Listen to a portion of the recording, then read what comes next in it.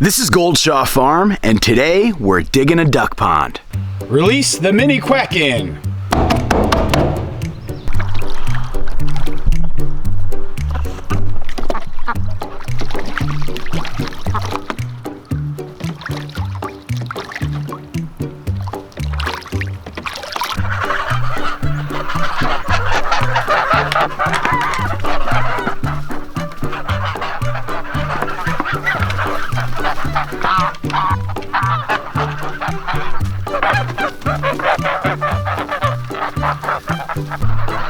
Good morning, geeslings. How's it going, guys? So my buddy Alfred, you guys remember Alfred, right? Kind of makes you hope the wires live, right? We're not keeping you from your word. Well, he is coming by, and we are going to do a little project today. You know, every spring when the snow all melts from the pasture and everything kind of comes rushing down this hill, we end up with a big sort of, I don't know, call it a seasonal pond that springs up in our pasture. We've been here now, or I've been observing this land now for about 3 years, and it's something that happens every single year. Because I've become so into taking care of waterfowl, I've come to the conclusion that having a nice little pond would be of value for the farm.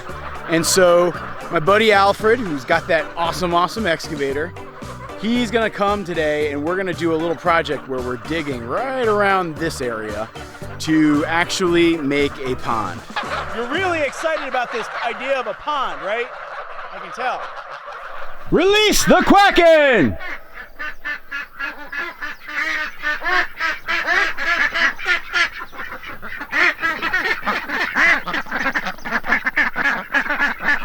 What's going on, guys? So you might be wondering what's going on with the quack-in and what's wrong. Well, it's like the whole flock has gone broody. They're all camping out in here, laying on eggs. So what I've noticed is that over the last week or so, there have been a handful of ducks that are sitting on large clutches of eggs. And they're staying on top of them pretty much 24/7, and they're not leaving. I think I have 3, maybe 4 clutches of eggs that are being sat on by hens. As you guys have seen in past videos, I've had false alarms before, but I'm really crossing my fingers for some ducklings. In terms of making this a successful pond, I think the biggest thing I'm worried about is that the soil is going to retain the water. Generally speaking, we have some pretty loamy soil here on our farm, but it's not the greatest for retaining water. Like if you want to dig your own pond, the ideal type of soil is like a clay-based or a heavy clay soil, because that's the stuff that's going to really hold that water. The things though that I do have going for me around here are, number one, that the water table is really high or low, I don't know, like whatever means that the water is not too far from the ground. We got that right here in this spot. Number two, the area where all the water in the surrounding area, whether it's from up in the barn or back over by the trees, it all sort of collects in pools right here in this spot. I'm gonna take this in phases. This might take me 2 or 3 years to really fully complete this pond. But year one, I'm gonna just see what it can naturally do and retain. There are certain powders and soil amendments that you can purchase that you can use to increase the clay content within your soil, and I might actually end up doing that right here in this area where the pond ends up becoming a spot. And then I guess the third and last resort would be I add like a plastic lining to try to retain that water, but I really don't want to have to do that.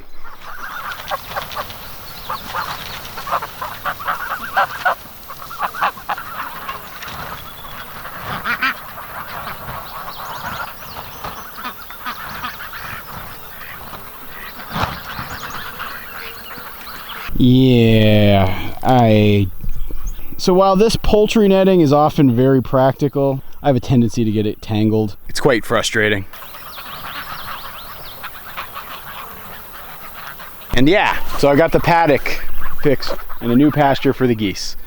All nice fresh grass. They should be here probably 6 days or so before I have to move them again. If you guys want this t-shirt, I got new t-shirts, by the way. You can actually find them right down below this video, so check it out. And I promise you the version that you buy won't be nearly as sweaty as the one I'm wearing. Whew. It's supposed to get to be like 88 degrees today. We're digging a pond.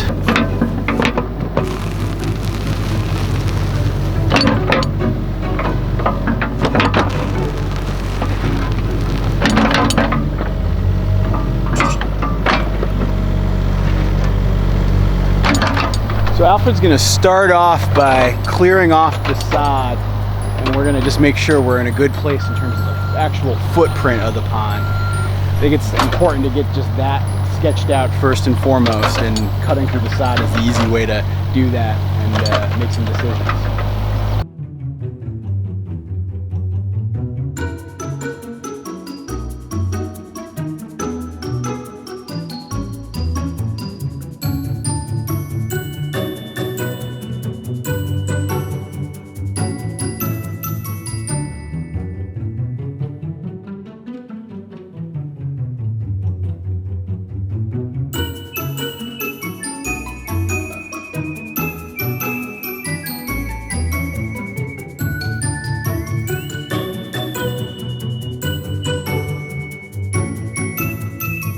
So we're like maybe an hour into digging this pond, and it's really starting to look like a nice big pond or swimming pool. This is exciting. And I say we, but it's really Alfred is doing all the work. I'm just kind of a useless spectator. What can you do?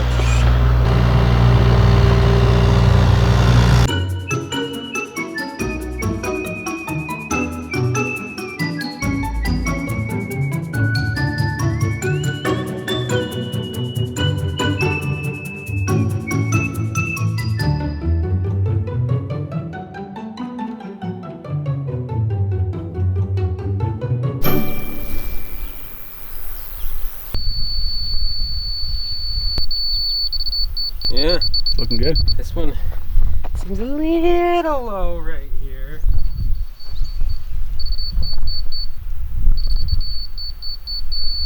Rest easy, Alfred. Level once, dig twice, or level twice, dig once, or some, I don't know what it is. Something like that. Came here to dig one pond, not half a dozen of them. We're making some progress here, man. Just about the 1/3 mark. Yeah, I mean, I'd say that's... Maybe more. Nearly half. It does feel kind of clayey too. Yeah, I know, which is good. I was really worried that this was going to be like, That you know, is- all sand, but for the most part, it sticks together pretty well. Like, I'll get some water in here soon. It's just going to be a bunch of bricks, actually. yeah. So the reason that we were using the level is because when it comes to thinking about water and earthworks, gravity is like crazy important. Ultimately, water's always trying to get to the lowest point. It's always trying to move downward. By using the level, we're able to see that, you know, one part of the ground is a little bit higher than the other part, which leads down into the pond, and so the water's gonna slope and roll down. And here, let me give you a little demonstration. I'm gonna take my water bottle and pour the water. So see how it always going slower and lower down? So the water traveled down and around. Effectively, what we're trying to do here as we're digging the pond is basically that same principle at a much, much larger scale.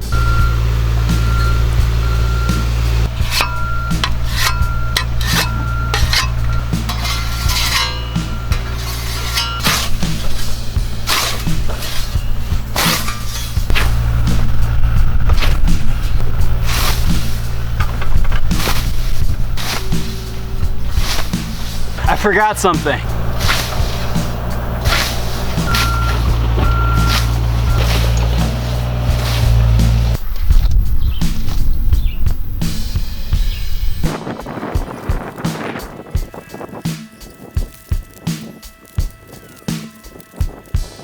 That was a long overdue haircut.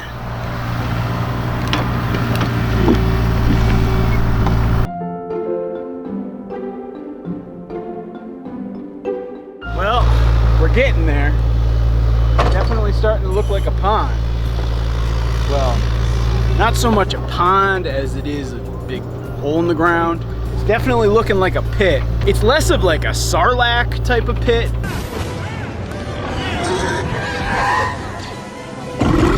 And more of a Andean Parks and Recreation type of pit.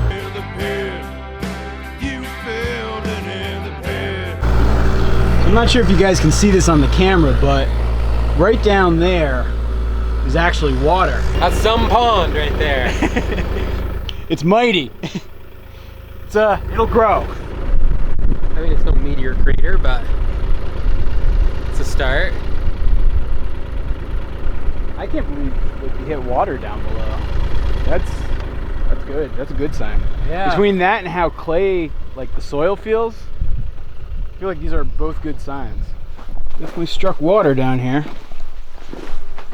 Actually, it'd be really interesting to see what this looks like tomorrow. It's definitely coming. I think you should put the GoPro on it, and with a time lapse, your GoPro will be submerged. Yeah, but you know, the beauty of GoPro is it's waterproof. Oh. I thought you were going to say the beauty of commitment to the craft is GoPros are dispensable. I mean, I'm not sure if I'm that committed.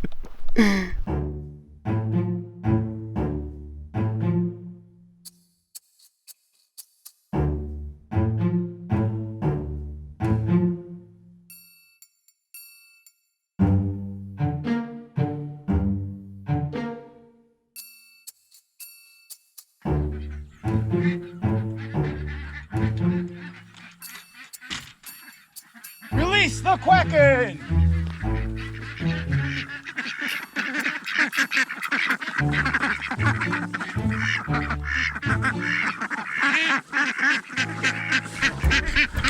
You guys are kind of confused, right? It's a little bit different this morning, huh? Someday, ducks, someday.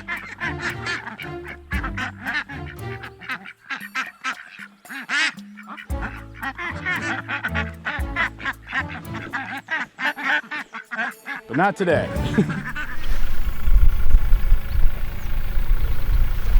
Yeah, this is ridiculous clay, isn't it? Yeah. I mean, that's such a dumb accident, because so much of like the topsoil here is just so good to like have this bucket of clay just dumped right here. Well, I guess, I don't know, right? So hundreds and thousands of years of runoff going to this, one of the lowest points. You're gonna deposit all your stuff here and then let the water run that way, I guess? I don't know.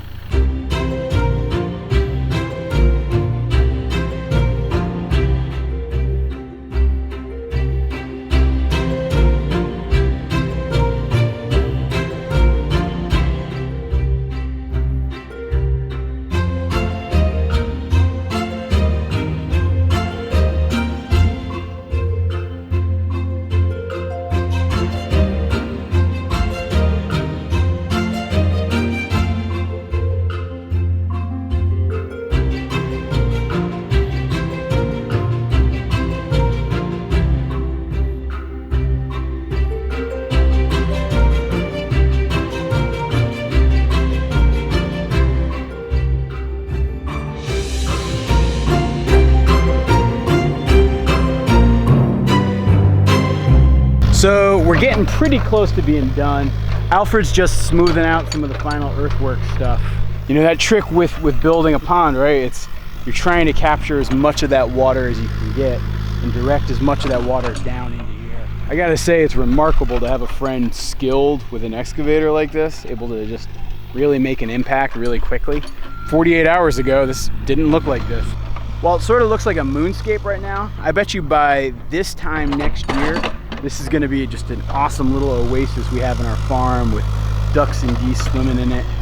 I'm really excited for what this is gonna mean. But yeah, it does look done. Wow, man, thanks for the help.